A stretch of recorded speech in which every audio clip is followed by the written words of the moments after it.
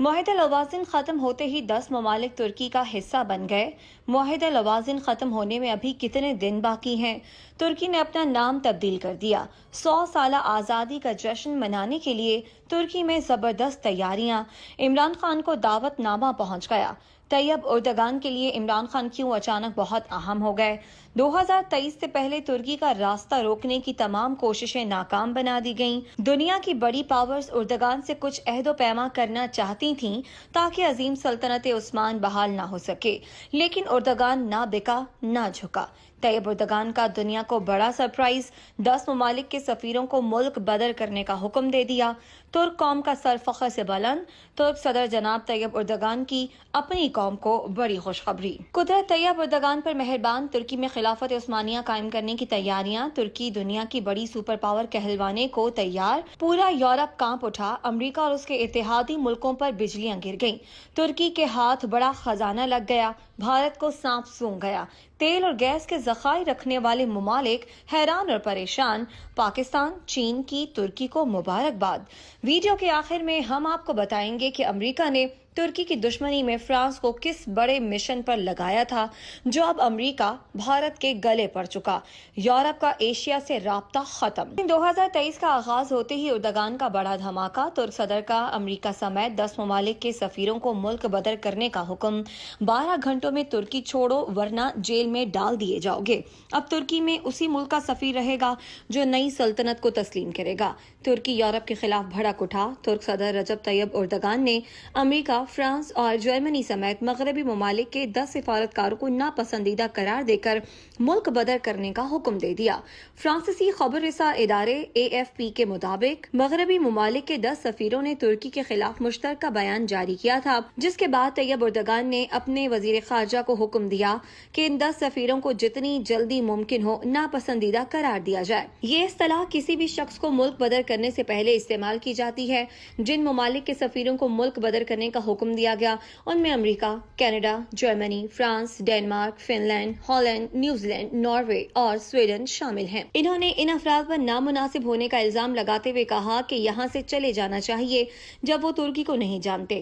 ہم ان کی اپنے ملک میں مزید میزبانی نہیں کر سکتے۔ ناظرین، ایک طرف باطل کی قوتیں کبھی پاکستان اور ترکی کو FATF کی گرے لسٹ میں ڈال کر ترقی کا راستہ روکنے کی کوشش کرتی ہیں تو کبھی معاشی پابندیاں لگانے کی کوشش کی جاتی ہے، لیکن ترکی نے فیصلہ کر لیا وہ خلافت عثمانیہ کو دوبارہ بحال کر ہی دم لیں گے، جس کے بعد سے مسلم دنیا میں اردگان کی دھوم مچ گئی۔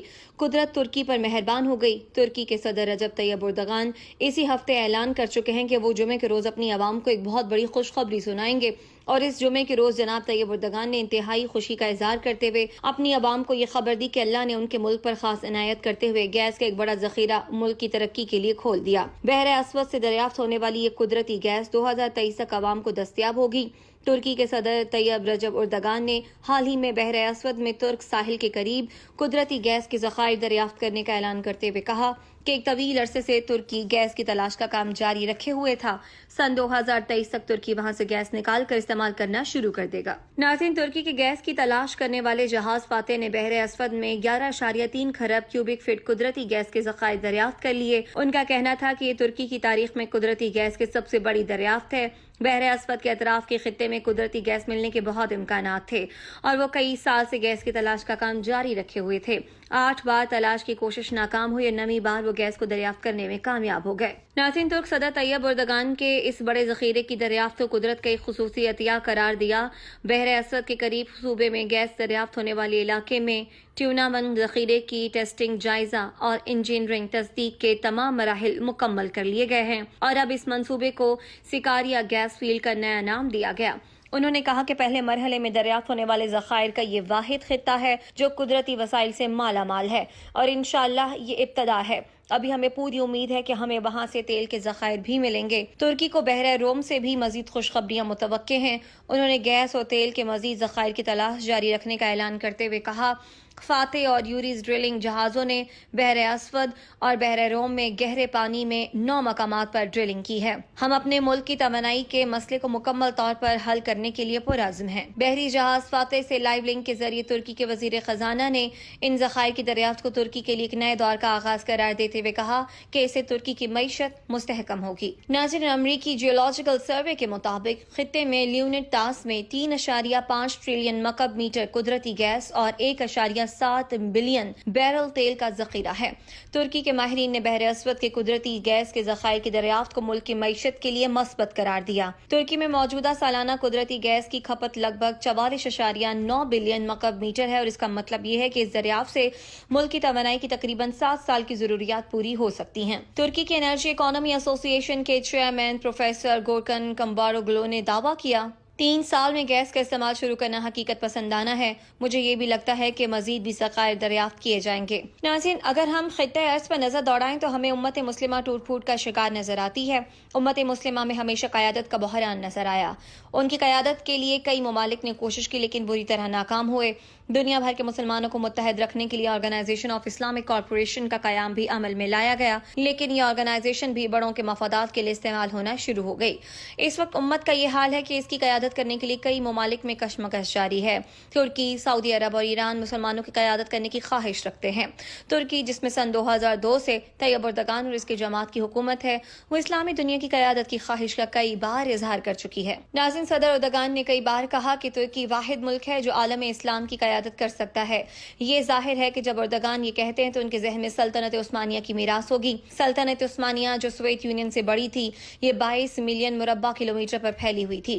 سلطنت عثمانیہ مصر، یونان، بلغاریہ، رومانیہ، میسوڈونیا، ہنگری، فلسطین، اردن، لبنان، شام، عرب کے بیشتر علاقوں، شمالی افریقہ کے بیشتر ساحلی علاقوں تک پھیلی ہوئی تھی۔ یہ سلطنت مسلم حکمرانوں کو اہمیت دیتی تھی۔ ترک صدر کو لگتا ہے کہ عالم اسلام کی قیادت کرنا ترکی کا تاریخی حق ہے، لیکن وہ بھول جاتے ہیں کہ اب وہ سلطنت عثمانیہ کے 22 ملین مربع کلومیٹر کے سلطان نہیں، بلکہ ترکی کے صدر ہیں، جو اب گھٹ کر 7,83,000 مربع کلومیٹر میں سمٹ چکا ہے۔ سلطنت عثمانیہ جو لگ بھگ سن 1299 میں قائم ہوئی تھی، پہلی جنگ عظیم کے ساتھ سن 1923 میں ختم ہوئی اور جدید ترکی بن گیا۔ ناظرین، صدر اردگان نے کئی بار کہا کہ ترکی واحد ملک ہے جو عالم اسلام کی قیادت کر سکتا ہے۔ یہ ظاہر ہے کہ جب اردگان یہ کہتے ہیں تو ان کے ذہن میں سلطنت عثمانیہ کی میراث ہوگی۔ سلطنت عثمانیہ جو سوویت یونین سے بڑی تھی، یہ 22 ملین مربع کلومیٹر پر پھیلی ہوئی تھی۔ سلطنت عثمانیہ مصر، یونان، بلغاریہ، رومانیہ، میسوڈونیا، ہنگری، فلسطین، اردن، لبنان، شام، عرب کے بیشتر علاقوں، شمالی افریقہ کے بیشتر ساحلی علاقوں تک پھیلی ہوئی تھی۔ یہ سلطنت مسلم حکمرانوں کو اہمیت دیتی تھی۔ ترک صدر کو لگتا ہے کہ عالم اسلام کی قیادت کرنا ترکی کا تاریخی حق ہے، لیکن وہ بھول جاتے ہیں کہ اب وہ سلطنت عثمانیہ کے 22 ملین مربع کلومیٹر کے سلطان نہیں، بلکہ ترکی کے صدر ہیں، جو اب گھٹ کر 7,83,000 مربع کلومیٹر میں سمٹ چکا ہے۔ سلطنت عثمانیہ جو لگ بھگ سن 1299 میں قائم ہوئی تھی، پہلی جنگ عظیم کے ساتھ سن 1923 میں ختم ہوئی اور جدید ترکی